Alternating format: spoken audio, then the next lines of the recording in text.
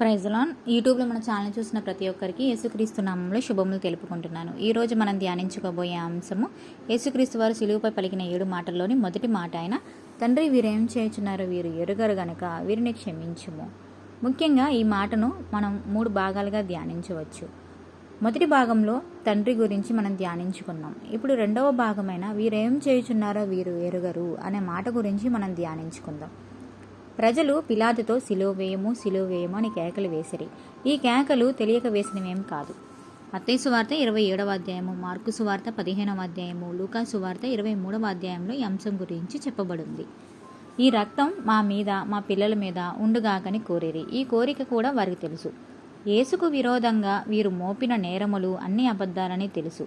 యేసయ్య తిన్న దెబ్బలు, ఆయన పొందిన వేదన, అవమానం అన్నీ వీరికి తెలుసు. ఈయన ఈ భయంకర చిత్రమాతకు కొన్ని గంటల్లో చనిపోతారని కూడా వీరికి తెలుసు. కానీ వారు చేయుచున్న పని యేసును అనగా రక్షకుని సిలువ వేయటం ఎంత ఘోరమైనదో ఎంత భయంకరమైనదో తెలియదు. ఈయన సర్వలోక పాప పరిహార్థం బలిగాబోచున్నారని ఎరుగరు. ఈయనే మెస్సయ్య అని ఎరుగరు. ఇంకా ఈయన యూదులకు రాజు అని ఎరుగరు. లోక పాపములు మోయు దేవుని గొర్రెపిల్ల అని, ఈయన దేవుని కుమారుడని, నశించిన దానిని వెదకి రక్షించువారని ఎరుగరు. ఈయనే రక్షకుడని, ఈయన దేవుని ప్రియకుమారుడని, యేసు అనేక అద్భుతాలు చేశారని ఎరుగరు. లోకం ఆయన వెంట పోయిందని ఎరుగరు. యేసులో ఏ పాపం లేదని వీరు ఎరుగరు. యేసే దేవుడని వీరు ఎరుగరు. శిష్యులు యేసు ప్రేమ సువార్త చాటి చెప్పాలని ఎరుగరు. అనేకులు యేసునందు విశ్వాసం ఉంచురని ఎరుగరు. యేసు నీతిమంతులని ఎరుగరు. యేసులో ఏ దోషం లేదని పిలాతు ఎరుగడా? ప్రియులారా, ఇలా చెప్పుకుంటూ పోతే ఎన్నో విషయాలు మనం ధ్యానం చేసుకోవచ్చు. కనుక ఇప్పుడు చెప్పిన వాటిని పరిశుద్ధాత్మని సహాయంతో ధ్యానిస్తే ఇంకా దేవుడు మిమ్మల్ని లోతుగా నడుపును. ఇంత ఘోరంగా యేసును సిలువకు అప్పగించి చిత్రవాదకు గురి చేస్తే కూడా ఈయన నోరు తెరవలేదు. ఆయన ఏ పాపం చేయలేదు. ఆయన నోటను ఏ కపటము కనబడలేదు. ఆయన దూషించబడి బదులు దూషించలేదు. న్యాయంగా తీర్పు తీర్చి దేవునికి తన్ను తాను అప్పగించుకొనెను. మన హృదయంలోని బాధను ఇతరులతో పంచుకుంటే భారం తగ్గుతుంది అంటారు. కానీ మన యేసయ్య ఆ శిలువ వేదనంతా హృదయంలోని దిగమింగుకుంటూ నోటిని బెగపట్టి మంచిగా ఉండి వారి విషయమే తండ్రికి విజ్ఞాపన చేయుచున్నారు. ఇది ఘోరమైన యాతన. ప్రియులారా, రక్షకుని మాటలు ఆయన ప్రేమను బయలుపరుచుచున్నవి.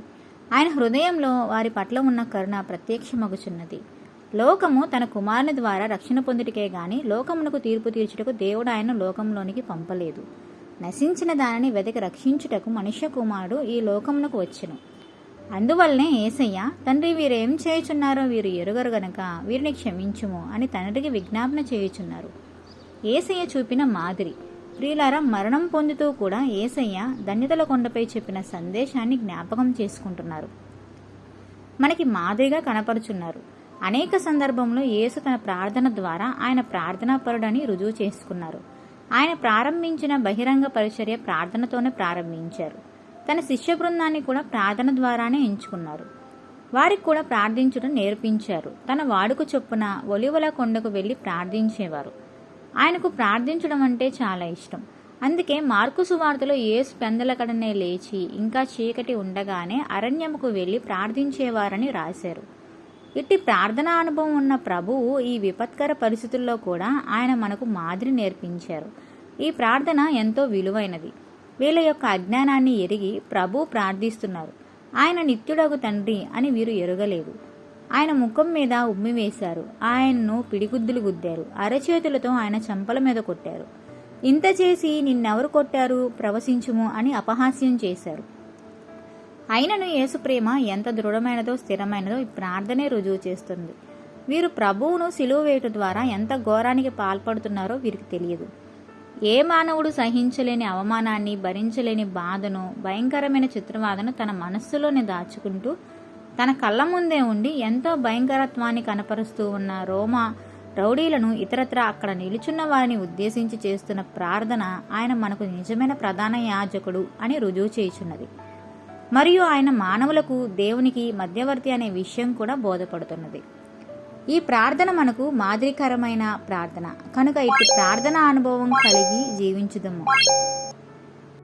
నెక్స్ట్ వీడియోలో మొదటి మాటలోని 3వ భాగమైన క్షమించుము అనే భాగం గురించి మనం ధ్యానించుకుందాం. ఆమేన్.